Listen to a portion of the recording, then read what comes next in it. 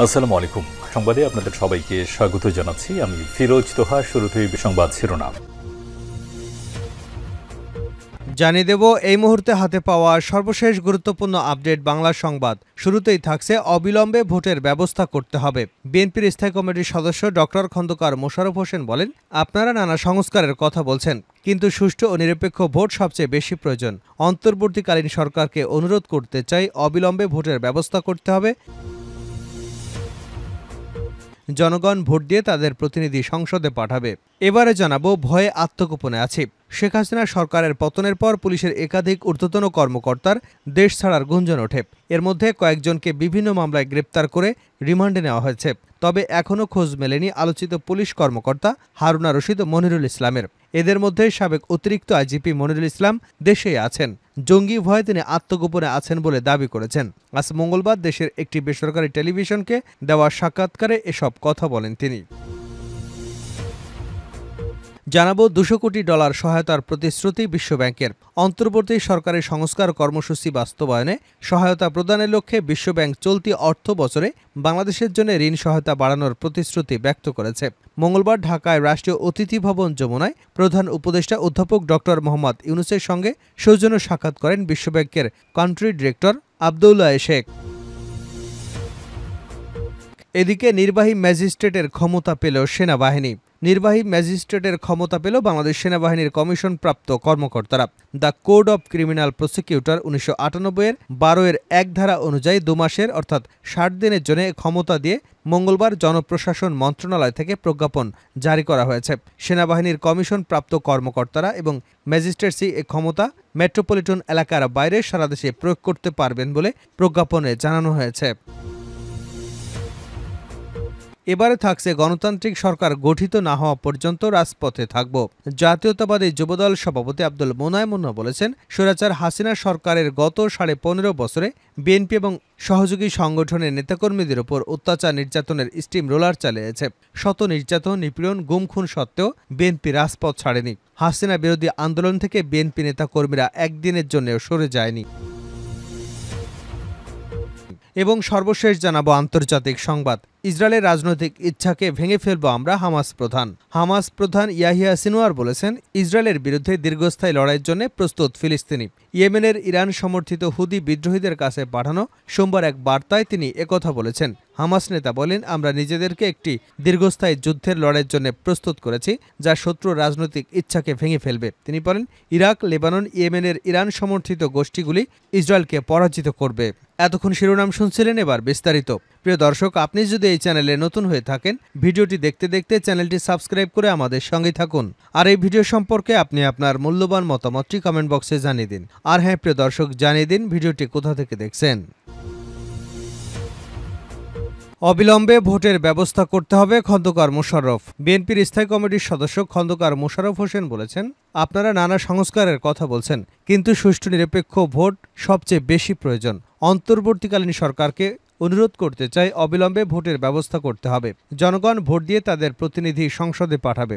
মঙ্গলবার বিকেলে নয়াপল্টনে বিএনপি আয়োজিত বিশ্ব গণতন্ত্র দিবস উপলক্ষে আয়োজিত সমাবেশে এমন দাবি জানান তিনি। ডক্টর খন্দকার মোশাররফ বলেন, ছাত্র জনতার অভ্যুত্থানে শেখ হাসিনার পতন হয়েছে, কোটা সংস্কারের জন্য আন্দোলন হয়েছে, কিন্তু জনগণের এখনও অধিকারের পুরোপুরি ফেরত দেওয়া হয়নি।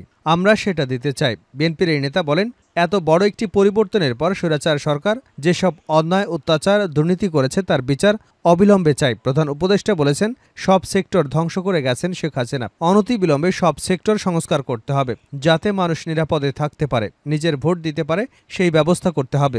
নেতাকর্মীদের উদ্দেশ্যে তিনি বলেন, বিএনপি 16 বছর আন্দোলন করে এখন বিজয়ের দ্বার প্রান্তে। আমাদের সাবধান থাকতে হবে, আমাদের বিজয় এখনো হয়নি, বিজয় ছিনিয়ে নিতে হবে। ভয়ে আত্মগোপনে আছি, মনিরুল ইসলাম। শেখ হাসিনা সরকারের পতনের পর পুলিশের একাধিক ঊর্ধ্বতন কর্মকর্তা দেশ ছাড়ার গুঞ্জন ওঠে। এর মধ্যে কয়েকজনকে বিভিন্ন মামলায় গ্রেপ্তার করে রিমান্ডে নেওয়া হয়েছে। তবে এখনও খোঁজ মেলেনি আলোচিত পুলিশ কর্মকর্তা হারুনা রশিদ এবং মনিরুল ইসলামের। এদের মধ্যে সাবেক অতিরিক্ত আইজিপি মনিরুল ইসলাম দেশে আছেন। জঙ্গি ভয়ে তিনি আত্মগোপনে আছেন বলে দাবি করেছেন। আজ মঙ্গলবার দেশের একটি বেসরকারি টেলিভিশনকে দেওয়া এক সাক্ষাৎকারে একথা বলেন তিনি। টেলিফোনে ওই সাক্ষাৎকারে জুলাই হত্যাকাণ্ড তার সম্পৃক্ততা নেই বলে দাবি করেছেন মনিরুল ইসলাম। তিনি বলেন, আমার বিরুদ্ধে হত্যা মামলা সহ আনা অভিযোগ প্রমাণ করতে পারলে স্বেচ্ছায় আত্মসমর্পণ করব। গণমাধ্যমে খবর প্রকাশ হয় ছাত্র আন্দোলন দমাতে সাবেক প্রধানমন্ত্রী শেখ হাসিনার কাছ থেকে ৪ আগস্ট ২৫ কোটি টাকা এসবি অফিসে এনে তা আত্মসাৎ করা হয়। তবে বিষয়টি অস্বীকার করেছেন মনিরুল ইসলাম। পুলিশের এই ঊর্ধ্বতন কর্মকর্তা দাবি করেন, এসবি থেকে সরকারকে একাধিকবার রিপোর্ট দেওয়া হয়। বৈষম্য বিরোধী ছাত্র আন্দোলন শক্তি দিয়ে দমানো যাবে না।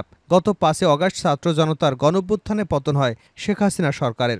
গত সরকারের আমলে পুলিশ প্রশাসনের গুরুত্বপূর্ণ অনেক দায়িত্বে ছিলেন মনিরুল ইসলাম। সরকার পতনের পর জুলাই আগস্ট হত্যাকাণ্ডের একাধিক মামলায় আসামি করা হয়েছে তাকে। $200 কোটি সহায়তার প্রতিশ্রুতি বিশ্বব্যাংকের। অন্তর্বর্তী সরকারের সংস্কার কর্মসূচি বাস্তবায়নে সহায়তা প্রদানের লক্ষ্যে বিশ্বব্যাংক চলতি অর্থবছরে বাংলাদেশের জন্য ঋণ সহায়তা বাড়ানোর প্রতিশ্রুতি ব্যক্ত করেছে। মঙ্গলবার ঢাকায় রাষ্ট্রীয় অতিথি ভবন যমুনায় প্রধান উপদেষ্টা অধ্যাপক ড. মোহাম্মদ ইউনূসের সঙ্গে সৌজন্য সাক্ষাৎ করেন বিশ্বব্যাংকের কান্ট্রি ডিরেক্টর আব্দুল্লাহ শেখ। এ সময় বিশ্বব্যাংকের আবাসিক প্রধান বলেন, চলতি অর্থবছরে তার সংস্থা বাংলাদেশের জন্য $200 কোটি নতুন অর্থায়ন করতে পারবে। এই অর্থ অন্তর্বর্তী সরকারের সংস্কার কর্মসূচি বাস্তবায়ন, বন্যা মোকাবেলা, দূষণ নিয়ন্ত্রণের মাধ্যমে বায়ুর মান বৃদ্ধি এবং স্বাস্থ্যসেবার উন্নয়নে সহায়তা করা হবে। জরুরিভাবে আর্থিক সহায়তার প্রয়োজন রয়েছে, এমন ক্ষেত্রে সহায়তা করা হবে উল্লেখ করে আব্দুল্লাহ শেখ বলেন, আমরা যত দ্রুত সম্ভব এবং যতটা সম্ভব আপনাদের সহায়তা করতে চাই। বৈঠকে নতুন ঋণ সহায়তার প্রতিশ্রুতির পাশাপাশি প্রধান উপদেষ্টার অনুরোধের পরিপ্রেক্ষিতে সংস্থাটি সরকারের চলমান বিদ্যমান প্রকল্পে প্রায় $100 কোটি অতিরিক্ত $100 কোটি তহবিল পুনর্বিন্যাসের কথা উল্লেখ করা হয়। বিশ্বব্যাংকের আবাসিক প্রধান জানান, অতিরিক্ত ঋণ প্রদানের মাধ্যমে বিশ্বব্যাংক এবারের অর্থ বছরে বাংলাদেশকে সহজ শর্তে ঋণ এবং মঞ্জুরি মিলিয়ে প্রায় $300 কোটি প্রদান করবে, যার মাধ্যমে বিদ্যমান প্রকল্পসমূহের তহবিল পুনর্বিন্যাস করা হবে। সংস্কার কর্মসূচি বাস্তবায়ন বাংলাদেশের তরুণ সম্প্রদায় এবং দেশটির জন্য মহৎ কাজ হবে উল্লেখ করে বিশ্বব্যাংকের আবাসিক প্রধান বলেন, প্রতি বছর যে 20 লাখ মানুষ শ্রমবাজারে প্রবেশ করছে তারাও এর সুফল পাবে। প্রধান উপদেষ্টা অধ্যাপক ড. মোহাম্মদ ইউনূস বিশ্বব্যাংকের কান্ট্রি ডিরেক্টরকে উদ্দেশ্য করে বলেন, 15 বছরের অপশাসন থেকে দূরে দাঁড়াতে আমরা যে নতুন যাত্রার সূচনা করেছি তাকে এগিয়ে নিতে এবং সংস্কার কর্মসূচি বাস্তবায়নকে কেন্দ্র করে বিশ্বব্যাংকের ঋণ তহবিল সমূহের শর্তে নমনীয় হতে হবে। তিনি এই বহুপাক্ষীয় ঋণ প্রদানকারী সংস্থাকে উদ্দেশ্য করে আরও বলেন, আমাদেরকে ধ্বংসাবশেষ থেকে নতুন কাঠামো তৈরি করতে হচ্ছে। আমাদের এখন বড় ধাক্কা দেওয়া প্রয়োজন এবং ছাত্রদের যে স্বপ্ন রয়েছে তা পূরণে মনোযোগ দিতে হবে। ড. ইউনূস বলেন, আমি আপনাদের বলবো আমাদের সাহায্য করুন। অধ্যাপক ইউনূস বলেন, গত 15 বছরে শেখ হাসিনার শাসন আমলে দুর্নীতিবাজরা অর্থ আত্মসাৎ করে বিদেশে কয়েক বিলিয়ন ডলার পাচার করেছে। পাচার হওয়া এসব অর্থ ফিরিয়ে আনতে তিনি বিশ্ব ব্যাংককে কারিগরি সহায়তা প্রদানের আহ্বান জানিয়েছেন। বিশ্বব্যাংকের কাছে পাচার হওয়া অর্থ ফিরিয়ে আনার মতো প্রযুক্তি রয়েছে উল্লেখ করে শান্তিতে নোবেল বিজয়ী অর্থনীতিবিদ বলেন, দেশে দুর্নীতিকে শূন্যের পর্যায়ে নামিয়ে আনতে ব্যাংক দক্ষতা প্রয়োজন। বিশ্বব্যাংকের আবাসিক প্রধান বিদেশে পাচার হওয়া অর্থ ফিরিয়ে আনার ব্যাপারে সহায়তা করতে সম্মত হয়েছেন। তিনি বলেন, আমরা আপনাদের সাহায্য করতে পেরে খুশি হব। তিনি আরও বলেন, বিশ্বব্যাংক বাংলাদেশকে পরিসংখ্যানগত তথ্যের ক্ষেত্রে স্বচ্ছতা ও জবাবদিহিতা তৈরি, কর আহরণে অটোমেশন চালু এবং আর্থিক খাত সংস্কারে সহায়তা করতে চায়।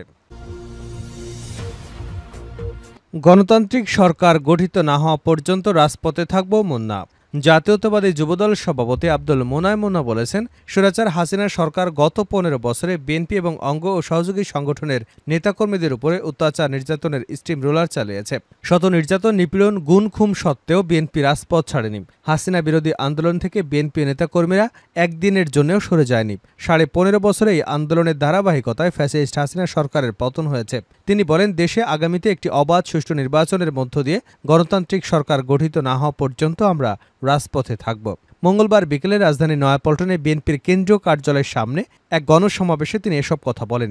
আন্তর্জাতিক গণতন্ত্র দিবস উপলক্ষে বিএনপির উদ্যোগে এই গণসমাবেশ হয়। মুন্না বলেন, বহুদলীয় গণতন্ত্রের প্রবর্তক শহীদ জিয়াউর রহমানের হাত ধরে এদেশে প্রকৃত গণতন্ত্রের সূচনা হয়েছিল। ঘটনা পরম্পরায় দেশে বহুবার এই গণতন্ত্র ক্ষত বিক্ষত হয়েছে। স্বৈরাচার এরশাদ সরকারের 9 বছরের শাসনামল ছিল গণতন্ত্র ক্ষত বিক্ষত হবার আরেকটি ধাপ। আপসহীন নেত্রী বেগম খালেদা জিয়ার নেতৃত্বে দীর্ঘ আন্দোলনে দেশে স্বৈরাচার এরশাদ সরকারের পতন হয়েছিল। এরপর স্বৈরাচার হাসিনা সরকারের শাসনামল। গত 17 বছর ধরে আমরা বাংলাদেশে নিষ্পেষিত নির্যাতন, বিশেষ করে আওয়ামী ফ্যাসিস্ট রেজিমের গত 15.5 বছর আমরা নির্যাতিত, গুম খুনের শিকার। গণতান্ত্রিক আন্দোলনের পথ পরিক্রমায় সবচেয়ে নির্যাতিত জিয়া পরিবার। 3 বারের সাবেক প্রধানমন্ত্রী বেগম খালেদা জিয়াকে মিথ্যা মামলায় অন্যায়ভাবে সাজা দেওয়া হয়েছিল। 6.5 বছর তিনি কারাবন্দী ছিলেন। শেষ করছে আন্তর্জাতিক সংবাদ দেব। ইসরায়েলের রাজনৈতিক ইচ্ছাকে ভেঙে ফেলব আমরা, হামাস প্রধান। হামাস নেতা ইয়াহিয়া সিনওয়ার বলেছেন, ইসরায়েলের বিরুদ্ধে দীর্ঘস্থায়ী লড়াইয়ের জন্য প্রস্তুত ফিলিস্তিনি। ইয়েমেনের ইরান সমর্থিত হুদি বিদ্রোহীদের কাছে পাঠানো সোমবার এক বার্তায় একথা বলেছেন তিনি। হামাস নেতা বলেন, আমরা নিজেদেরকে একটি দীর্ঘস্থায়ী যুদ্ধের লড়াইয়ের জন্য প্রস্তুত করেছি, যা শত্রু রাজনৈতিক ইচ্ছাকে ভেঙে ফেলবে। তিনি বলেন, ইরাক, লেবানন এবং ইয়েমেনের ইরান সম্পর্কিত গোষ্ঠীগুলো ইসরায়েলকে পরাজিত করবে। এর আগে ইয়েমেনের রাজধানী সানা এবং দেশের লোহিত সাগরের উপকূলের বেশিরভাগ নিয়ন্ত্রণকারী হুতিরা রোববার মধ্য ইসরায়েলে একটি বিরল ক্ষেপণাস্ত্র হামলা চালায়। হামলায় কোনো হতাহতের ঘটনা ঘটেনি, তবে ইসরায়েলি প্রধানমন্ত্রী বেঞ্জামিন নেতানিয়াহু প্রতিশোধ নেবার ঘোষণা দেন। হুতি নেতা আব্দুল মালিক আলকে সম্বোধন করে বার্তায় সিনওয়ার বলেছেন, সব স্তর এবং প্রতিরক্ষা ও বাধাকে অতিক্রম করে শত্রুর সত্তার গভীরে আপনি ক্ষেপণাস্ত্র হামলা চালিয়েছেন। এই সাফল্যের জন্য আপনাকে অভিনন্দন জানাই।